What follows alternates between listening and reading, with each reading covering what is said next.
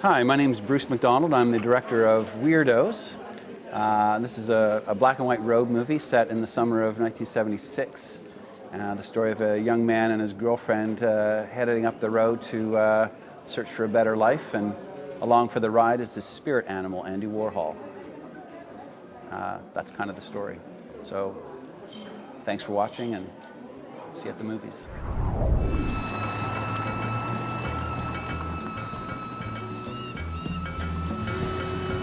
That's Nayland and Mary Lou and Jeannie.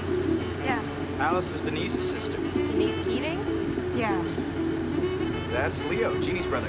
Yeah, I know, Leo. I know Kit. I'm Jack. Yeah. Mr. Morash is his dad. Is Mr. Morash your dad? Yeah. Mr. Morash is super cool. Who's Mr. Morash? Mr. Morash Nimrod? Social studies? Shut up, nail him. I like your suitcase. Thanks. So why are you going to Sydney? I'm actually going There's a party on Dominion Beach. No way. Let's go. Beach party? Oh, let's get some beer. Going to the party? Probably, yeah. Yeah, let's go to the party. Let's go to Sydney. Yes! Finally. Yeah, the love of a woman is nothing unless you know what it means to be without one like I have.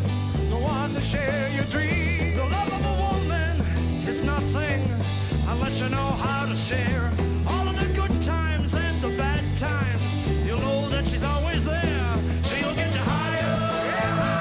She will get you higher. She will get you higher than you've ever been before.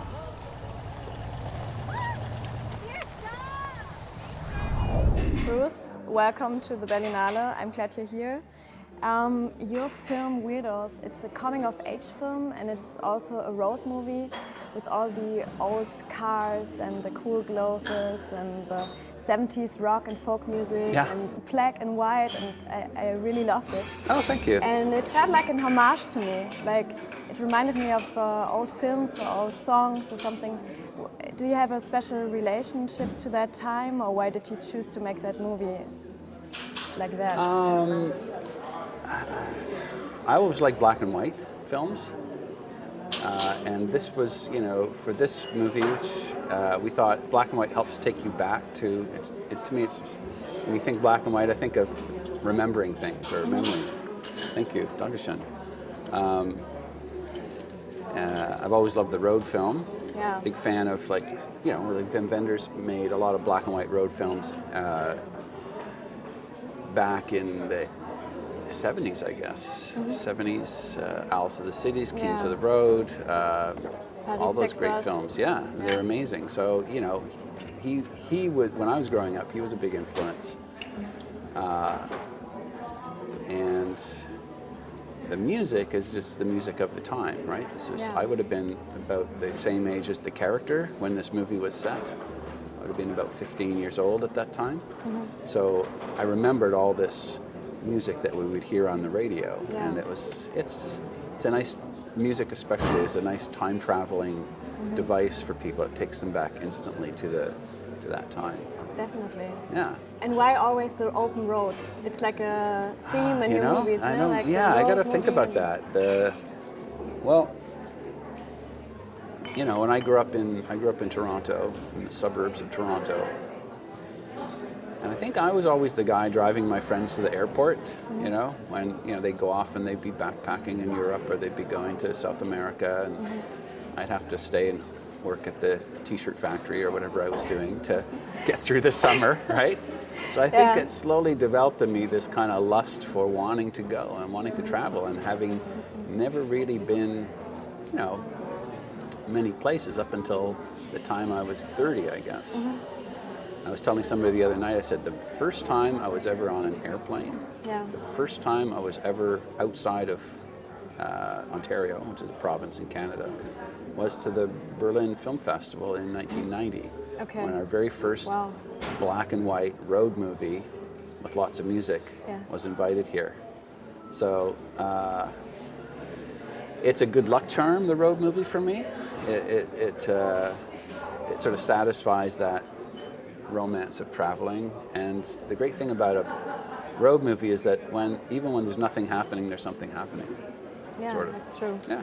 Maybe the journey of searching yourself and Yeah, I think we all take inner journeys for sure. And what's nice about movies is that they kind of they demand or they crave movement and they crave action. So I guess the road movie is a nice way to kind of show the inner journey with a lot of extra sort of pictures and movement and that sort of thing. definitely. Yeah. So this movie is about a teenage boy and a teenage girl going Yeah. on a trip Yeah. to search or to go to the mother of the boy. And how did you come up with that story? Well, this is the writer of the story is a guy named Daniel McIver, and he's Yeah. a playwright in Toronto, and I've known Daniel for a long time. I was once in a play of his I had a one-line speaking part in his play. I was a cab driver. Ah, okay. My line was, "Does anybody want a cab?"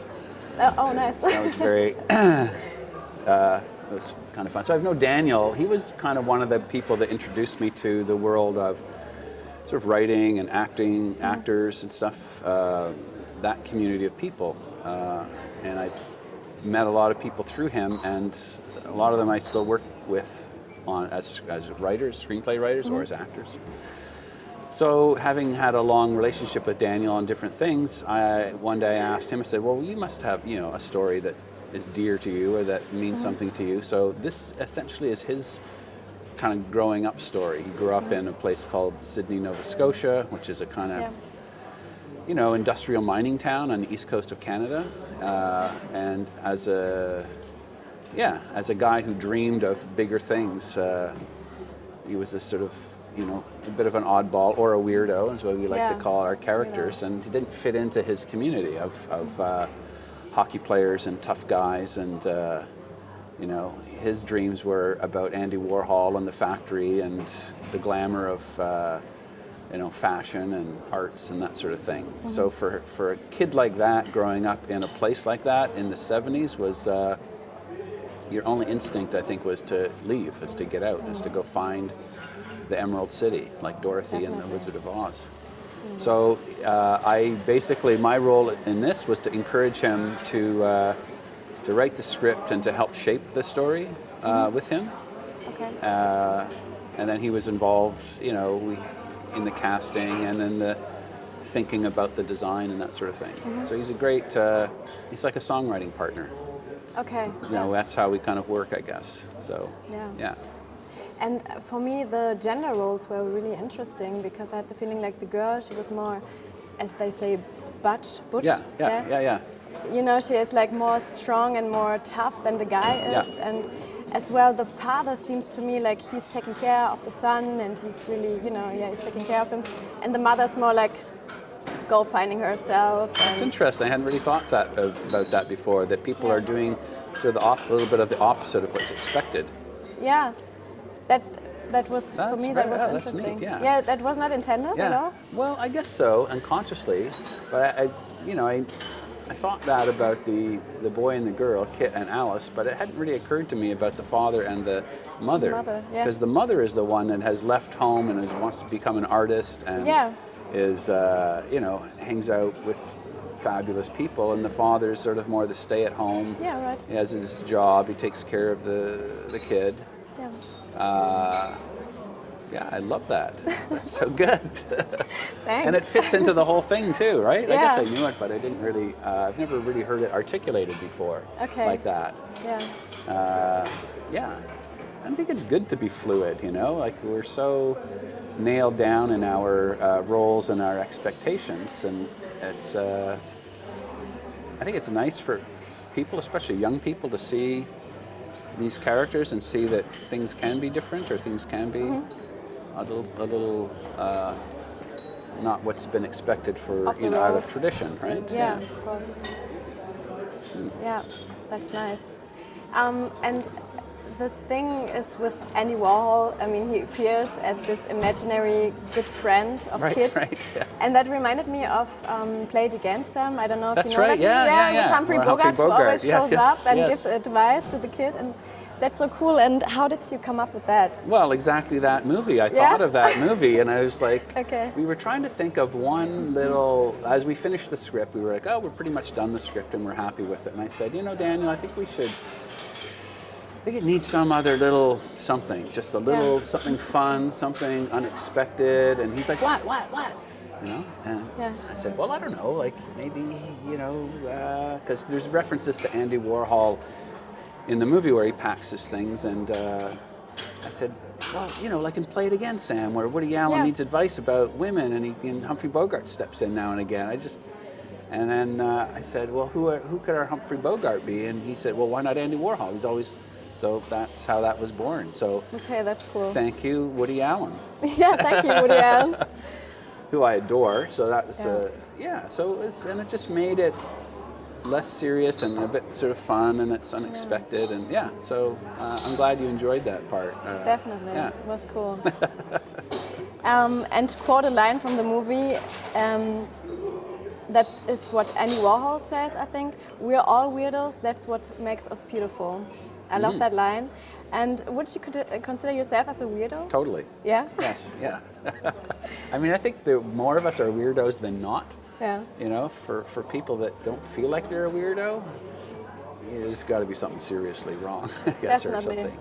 I think so I too. think, you know, because we're just, I think, you know, hopefully again, especially for young people, to acknowledge yourself as a weirdo or as somebody that's different or doesn't quite fit in, and to be able to step forward and acknowledge that is such a huge step for people, because at that age you so much want to be like everybody else. Yeah. You so much want to fit into a group or the cool kids, or not be seen at all as an individual. Just be like, I just want to be like, you know, everybody else. Definitely.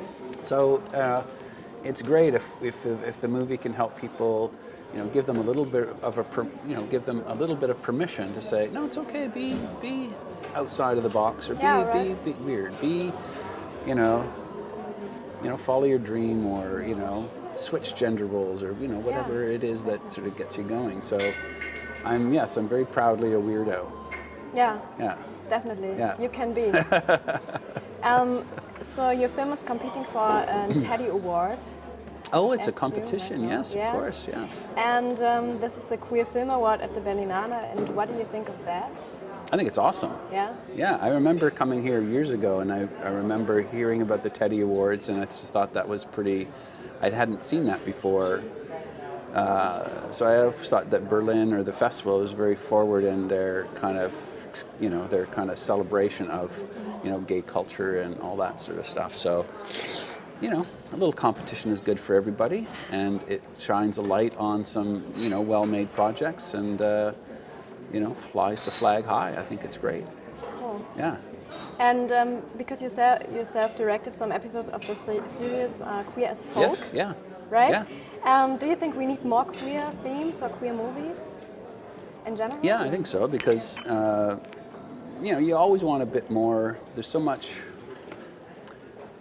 you know, the mainstream is sort of taken care of, right? It's like, that will always be fine, right? There's no, you know, but to sort of, I don't know, it's all, you know, the people that are sort of on the outside of things, it's always a much more interesting place to be, you know?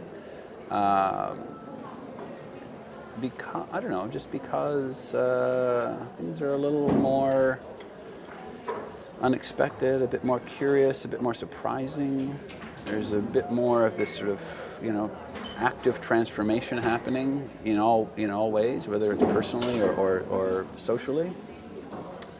You know, and it's fun actually being, you know, when I worked on Queer as Folk, you know, it was kind of a whole world. I knew a couple of my friends were gay and stuff, but this was a whole story about these guys, and it was one of the most fun I've ever had, I think. And again, when that was made in the 90s, it was for its time in a way. There was a British show and there was that one, but it was quite sort of forward moving in the kind of regular media landscape. It was like a sort of a new-ish thing. And so, you know, and television has since progressed with that, and I always admire people that are you know, just pushing the envelope a little bit and doing, because it's a little bit, you know, it's just more difficult to be the outsider. It always is, right? You need a little extra courage and a little extra chutzpah and all that stuff. So, yeah, it's great when the worlds collide and feel very, you know, you always feel kind of proud pushing something an extra few inches forward. You know, whether you're, my daughter's just turning 14 now, and so she's interested in feminism and this sort of thing. So you kind of go, okay, well, that's a whole other world to push forward. And as a young woman too, it's like, what's this all about? And where do you go? And who are the people that have come before you? And what is the fight? What is the struggle? And it's always good to keep that sort of struggle in, whether it's civil rights or gay rights or women's rights, you know, push the struggle forward, especially in these times, you know. Definitely. Yeah. Yeah. And are there more movies planned yet? Do you have any new projects to come? Absolutely. Yeah, yes. right? A lot. Yes, we want to come back to this fantastic place, right? So it's a great motivator to come here and be part of this. So what's great about, you know, the presentation and the people and the attention on these films are so amazing. And also, you're meeting people in these business things to sort of like just get the next things ready. So it's a great sort of launch pad for a new film, and it's a great incubator for the films that are just developing. So will we have one for next year? It's possible.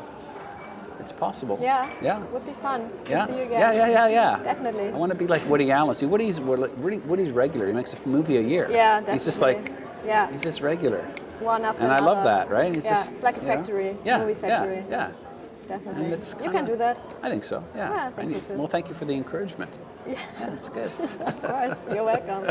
Thanks for the interview, Bruce. Oh, you're welcome. What a treat. What a pleasure. Yeah. Yeah. Have fun at the Berlinale. Thank you.